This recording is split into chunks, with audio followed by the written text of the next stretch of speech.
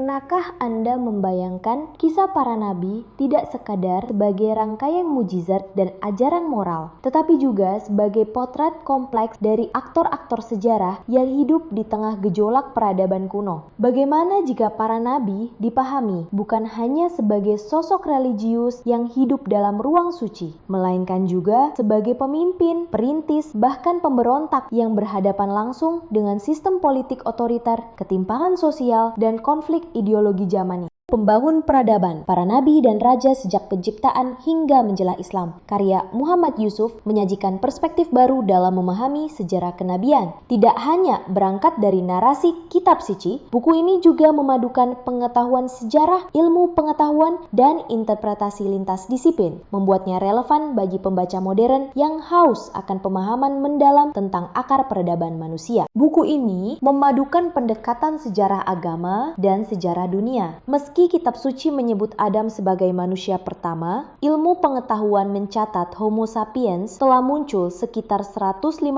tahun lalu. Penulis mencoba menyelaraskan dua perspektif ini dengan menyebut bahwa Adam mungkin adalah manusia pertama yang memiliki kesadaran budaya dan spiritual menjadi tonggak awal peradaban di kawasan Mesopotamia. Adam digambarkan hidup di tengah masyarakat yang mulai mengenal struktur sosial. Bahkan muncul kerajaan awal seperti Eridu yang dipimpin Raja Alulim. Kisah berlanjut ke Nabi Idris yang dikenal sebagai tokoh pertama yang menulis. Beliau hidup di Babilonia dan konon pernah berdakwah ke Mesir. Idris memperkenalkan pengetahuan kepada umat sejajar dengan kebangkitan awal bahasa tertulis di Sumeria. Dalam konteks ini, ia digambarkan bukan hanya sebagai nabi, tetapi juga sebagai pionir ilmu pengetahuan. Buku Pembangun Peradaban, Para Nabi dan Raja Sejak Penciptaan Hingga Menjelang Islam juga mengangkat periode Nabi Nuh menjadi titik penting dengan peristiwa banjir besar. Peristiwa ini diceritakan tidak hanya dalam kitab suci tetapi juga muncul dalam literatur kuno seperti kisah Utnapishtim dari Mesopotamia. Banjir besar dipahami sebagai titik pemurnian peradaban sekaligus menjadi momen munculnya dinasti-dinasti baru di dunia seperti Kis di Sumeria,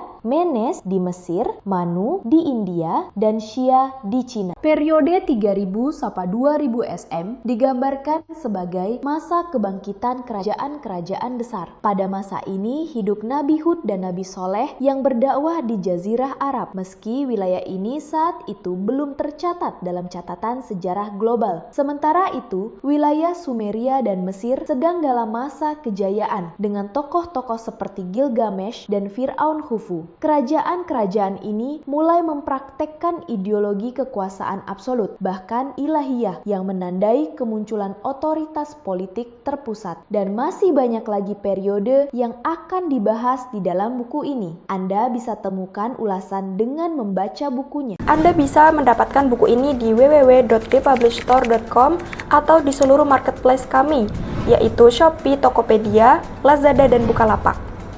Selalu support channel kami dengan cara like dan subscribe. Jika video ini bermanfaat, jangan lupa share ke orang-orang sekitar Anda.